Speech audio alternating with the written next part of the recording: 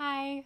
You might not be used to seeing me at the beginning of videos, but I'm really glad that you're here, that you're sticking around watching my playthrough of the Banner Saga. I just wanted to mention for this episode specifically, there was something that was very triggering for me personally, and so I wanted to make sure that I put a little content warning on this video.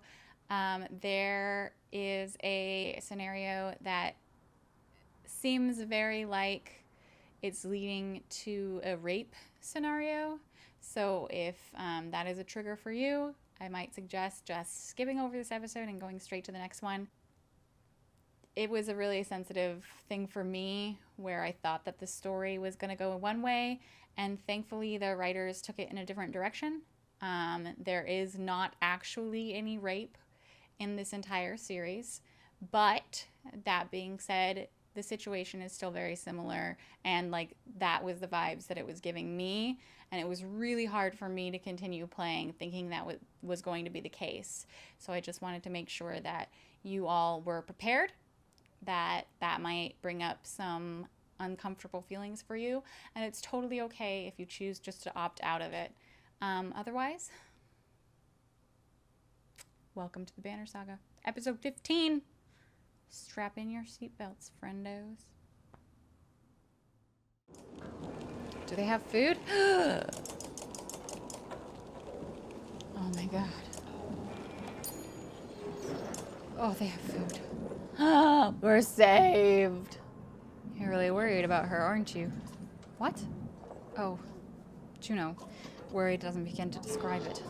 If she doesn't find us here or something's happened to her. Are you sure what you saw was real? It could have been a dream, or I don't know. You were pretty exhausted. I don't know. To be honest, I'm not sure anymore. Everything's a blur. Don't tell the others I said that. I have to hope it wasn't a dream. What's it like to be a mender? Being a mender? I guess I never really thought about it like that. It's just part of me. They knew very young that I would join the order. Born into it, you could say. My mother and father, both menders. The guild is for lots of people now, builders and healers. Do they all pull lightning out of the sky? No, that's not normal. It's one of the reasons I know Juno. She's one of the council. She helps me control things like this, so we don't end up scaring people. What exactly, how exactly does weaving work, anyway? Welcome back for 2 months in a row. Thank you so much for resubscribing. Well, the hardest part is usually seeing the threads. Everything is part of the tapestry. It's made of threads woven together. If you can see the threads, you can manipulate them. I don't know how to explain it, really. It's like trying to play a harp with invisible strings. Look at my staff, for example. Some menders carve intricate patterns in the wood to help them remember the shapes of... like I said, hard to explain. Why is Belor still following us? I saw Grofheim as it burned. Ivan gets a faraway look in his eyes. The sunder blew through it like a tempest. The Varl fell in the thousands. Most of the sunder left the city and headed south. Who knows where they are now? They might be destroying every town they come to or heading toward Arborang. The Bellower stayed in Grofheim, just for the sport of it, I think. As we fled to Einertoft, I thought he must want to wipe the Varl off the map completely. But then he came after us. Maybe he knew Ivor was the one who killed Riggs. Maybe, but let's just make sure he doesn't catch up. Do you think this is the end times? Do you think that everyone is going to die? I don't know what to think. I wish I could give you a better answer. Even if we escape the dredge, that serpent said a darkness was covering the world. I don't know how long that will take or what it means even. I'm just trying to solve one problem at a time. The Menders are in Arborang. If we can find ships and make it the capital, we might have a chance. Okay, bye. I appreciate the talk. It's good to stay grounded. I spent all day worrying about the serpents or Sunder. I think a lot of people are intimidated or scared, maybe, of me. Don't worry, it's nothing new. I'm used to it. Maybe sometime we can talk about things that don't include the world ending. I don't know, dude. I don't think I'm gonna spend my free time hanging out in bars with you. No offense. Okay. Let's... I mean, can we level her up? Didn't it say that we could? Oh, she's just got points available. We don't even have to spend anything.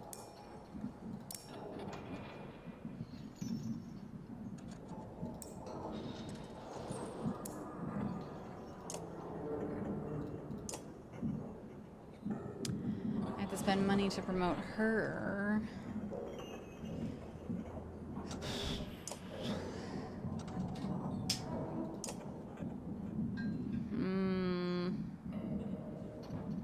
He's really good.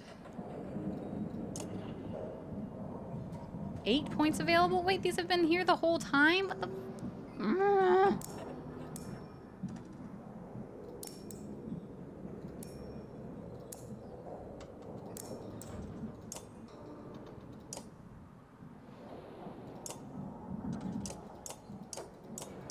Okay, so I've spent all the points that I have to spend that I didn't realize I had. I'm gonna promote this guy, because I like him.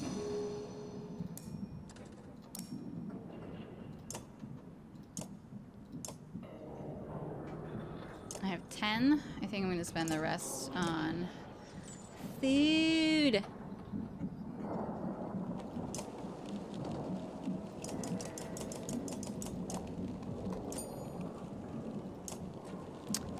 Days. 10 days of supplies.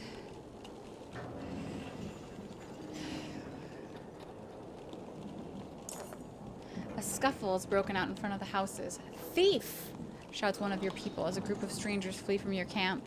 Odd Life is already running in their direction. They took our supplies! Chase the thieves! Come on, you shout, and several join you in the chase. You wander onto a beach where some men have been waiting for you. Some terse words are exchanged about whether anything had been stolen or not. You don't see who draws the first weapon, but it ends the conversation dead. Fuck. Alright, you wanna fucking go? I'll fucking fight you.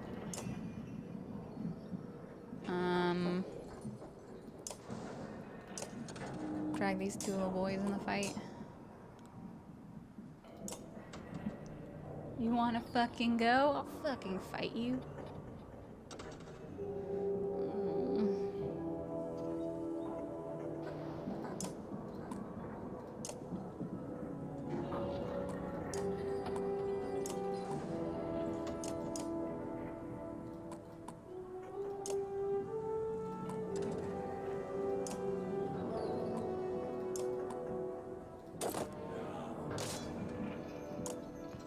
Get fucked.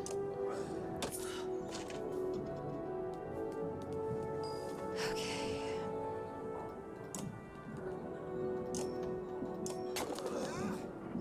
Stab him. Stab him in the heart. Stab him in the throat.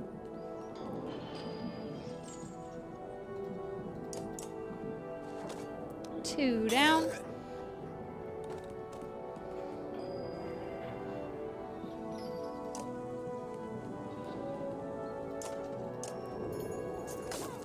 Stabby, stab, stab.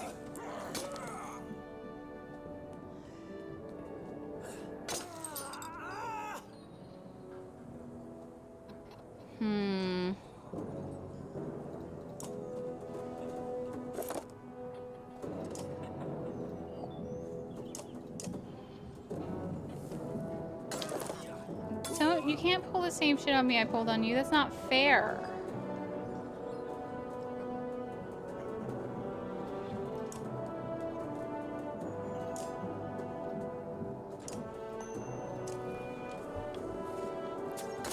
Oh, I was gonna bring Nid. Why didn't I bring Nid? Oh yeah? You wanna fight me? I will end your fucking life. I am a giant. Oh, because they're all in a row. Okay, let's see.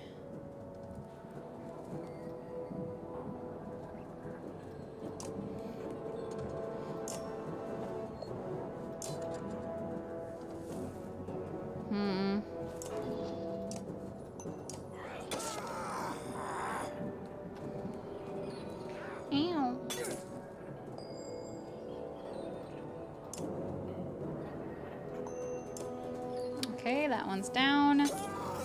And then... Ow. Ooh, I didn't know you could do that. What the fuck? You can run through, like, multiple people? Well, fuck. I didn't know you could do that.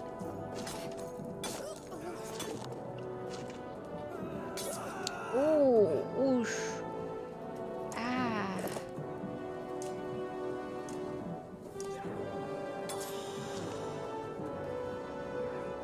Ew, no, my brother.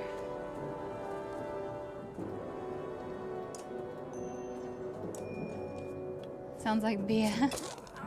I know. A lot of the stuff you kind of just have to learn. Like, there's like little things where you can read it, but like, I don't know.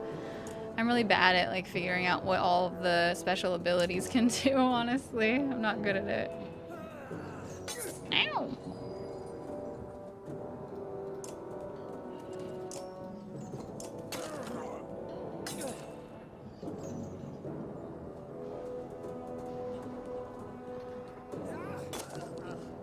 Don't hit me, fucking jerk face.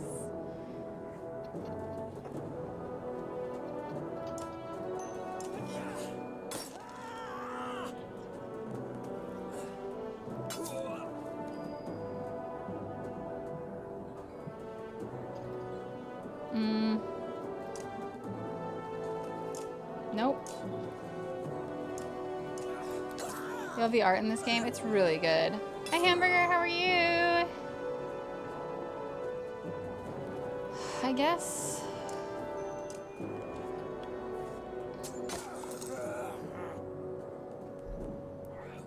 Ow. I'm gonna cut you in the face with my axe.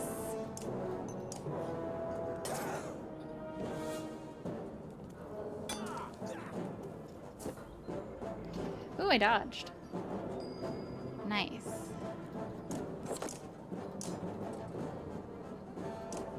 Try 90%. Yeah. Jesus.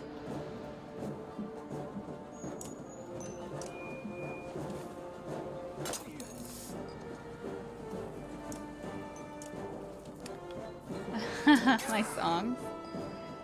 I'm just being a silly. You worked your bookstore? Oh yeah, work 5 hours on your feet's a lot. Your renown grows. Can I use my renown to buy more food in the same village? That'd be funny. That would be funny.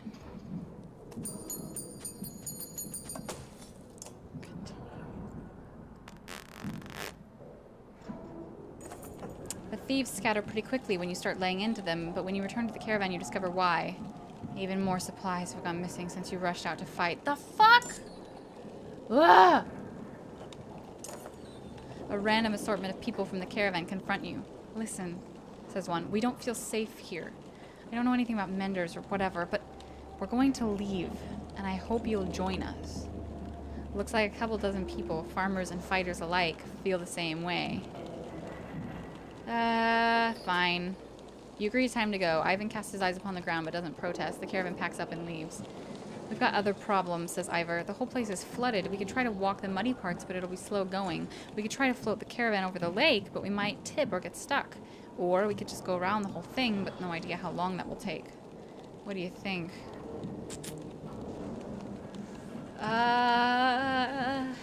Let's pay some locals to help? The locals become a lot more helpful when you swallow your pride and start offering food for help crossing the river. They give you small fishing boats to borrow and show you the area with the best chance of making it across. You hope your luck holds out as you launch from shore.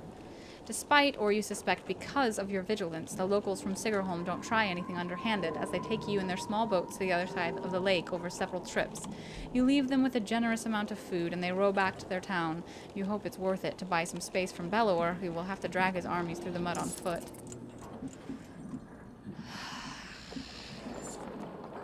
7 days of supplies.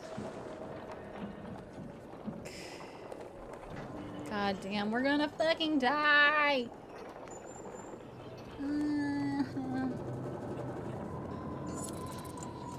6 days of supplies.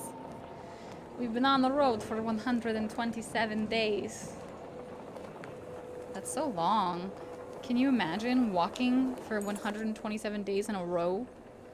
As you're nodding off to sleep, shouts of fire pull you back to attention. Flames quickly consume a supply wagon and a few tents. A woman cries out, "My boy!" and points to a burning tent closest to the outlying Varl. Two of the giants are motionless, staring at the spreading fire with terror in their eyes. Going after the boy. Wrapping your cloak around you, the smoke, flames, and tent become a blur as you grab the boy and slice through the back canvas with your hunting knife. You meet the ashamed look of the older Varl while the crowd cheers on your heroic act. Unfortunately, the supply wagon did not make it. Oh, God. What in the depths was that about? You mutter to yourself. Something about the fire. Oddleaf tells you, I've heard this before. They don't like it. Doesn't change what happened, you think to yourself. 2 days. We're going to start starving. God fucking damn it. As you're about to head off to sleep for the night, Onef pulls you aside. I have a couple of concerns I wanted to speak to you about. In private. What's on your mind? How well do you know the people traveling with us? How many strangers are in the caravan now? Who are you worried about? I've been watching folks since I joined you. Your companions from Skoger, they're loyal. I mean, it seems pretty clear they died to protect you. I suppose I do the same. What about the Varl? You don't even know half those warriors. You're telling me they have no problem following a man's orders now, after everything that happened at Einartoft. I trust Ivor to handle it. He's fearless, I'll give you that, but look at him, he's run ragged. He can't be there all the time. What happens the first time the Varl don't want to do what you tell them? If Kromir gave the word, I guarantee at least half would follow. Let's be honest, they could take this caravan by force at any time if they wanted to. They haven't. Doesn't mean they won't. They're not the biggest problem, though. There's a mender with us. A mender who pulls lightning out of the sky and tells us what to do and where to go. Myself, I think we lucked out when his mentor didn't show up in Sigerholm. Ivan's just the apprentice. What in the depths is his master capable of? Think about it, Rook. What do you really know about Ivan? What do I know about you, dickface? I heard they were found practically dead in the middle of nowhere when the dredge started showing up. Then an enormous serpent shows up at Einartoft after tearing the world in half, takes one look at Ivan and bolts. Suddenly they need our help instead of the Mender Council? How does that make any damn sense? You might be distorting what happened. Or Ivan's might be. I'm grateful for what you've done to get us this far, Rook. But it's always been about trust. I think it's time to part ways, so to speak. Nothing personal. Yeah, get fucked, dude. Whoa!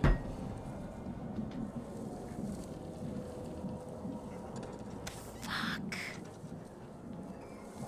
Suddenly you gasp for air when you look down. Onef is holding a knife buried in your... What the fuck? Are you for fucking real?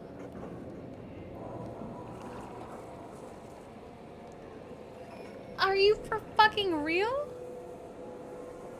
Onef's fighters from Frostfeller leap into action, cutting people down. As Oddlife turns to fire on the men, Onef runs her through and pulls the blade from her back without even breaking his stride. She drops like a sack of flour. Onef heads straight for Olette, who freezes in unbridled terror. You rise to your feet through the pain. Oddlife is dead. Somehow you find the strength to cleave the nearest traitor in two, but you can't find the breath to shout. You think your lung might be punctured.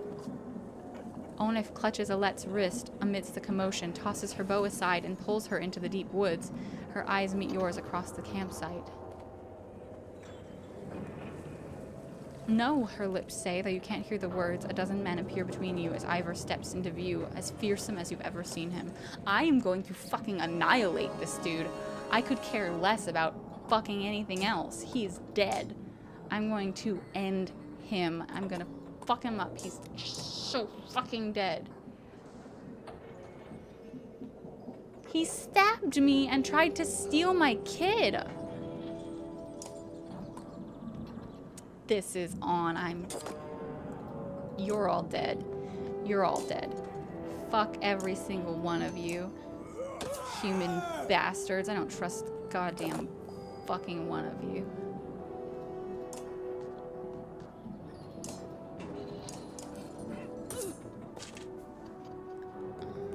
What the fuck? Like, seriously, what the fuck?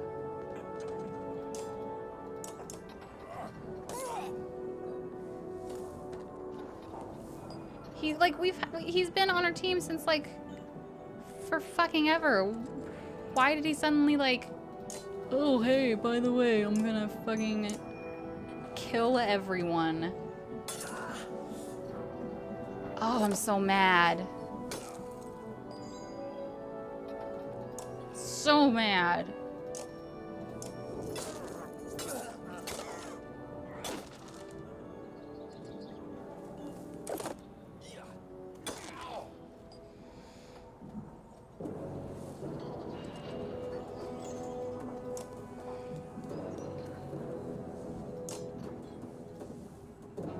Wait.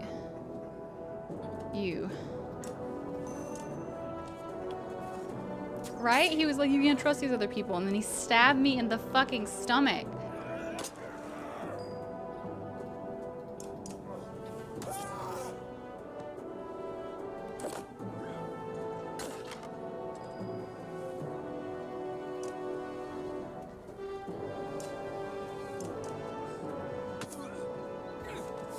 You can't trust these Varl. They might turn against you. What about you, fucking dickhead? I'm sorry. I'm real mad.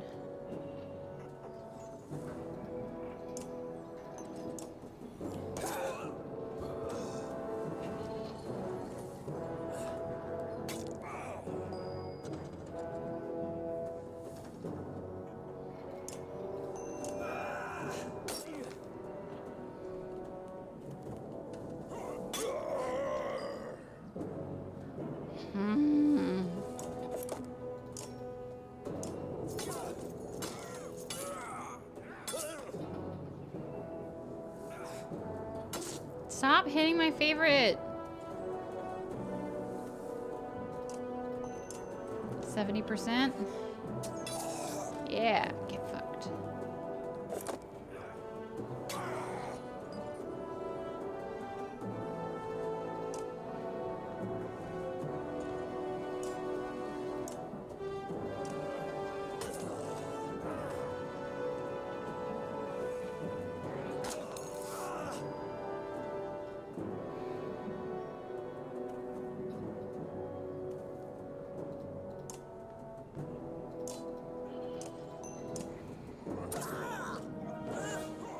And he's down. God damn it.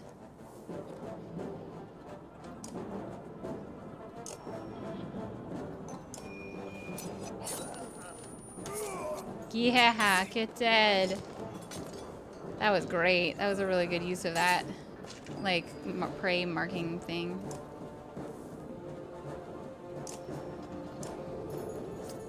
I guess less mouths to feed, but Oddlife's also dead. Which isn't my favorite thing that's ever happened.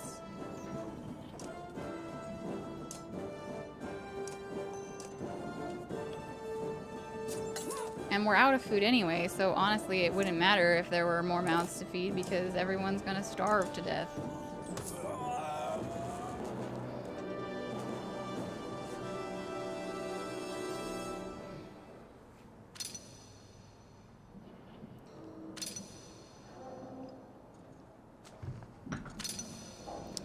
I wonder if there's a way where he doesn't stab you.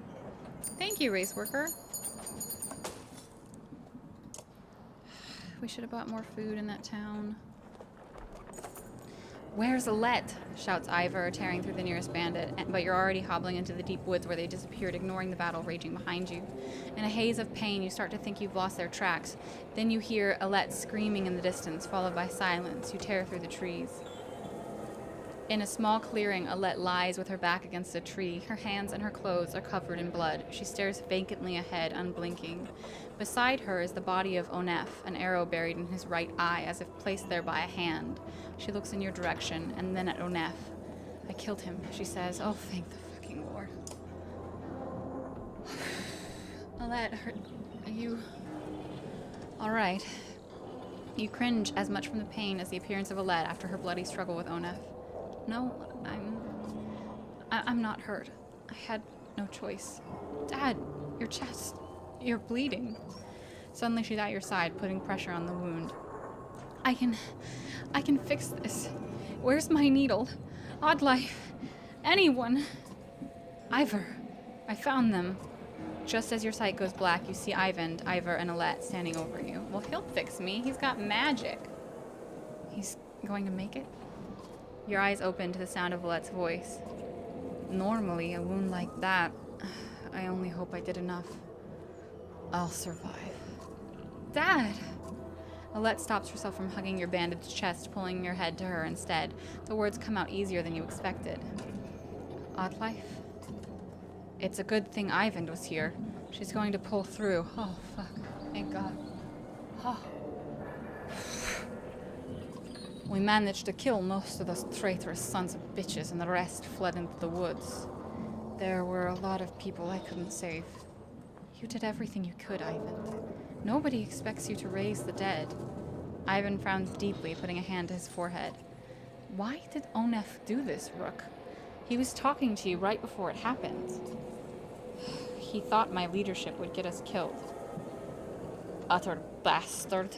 All this time we had no idea. Ekiel killed a good half-dozen of Onef's men by himself. He told me Onef was running Frostfeller the whole time. He left Frostfeller behind when he saw a better opportunity. Guess that relationship is over. Ekiel was always just the barking dog you put in the yard to find out who your enemies are. It was no accident Onef went after those of us from Skogir. He must have thought with us gone he'd take the banner and the rest would fall in line. Or at worst, they'd all take the supplies for themselves and leave the rest as dredge bait. We have to be more careful. We can't just let anyone join the caravan anymore. Where do you draw the line, Ivor? I don't know, Rook. I really don't. None of this changes the fact that Belor is out there somewhere following us. That swamp around Sigerholm might buy us some time, but we've got to keep moving. We have no food.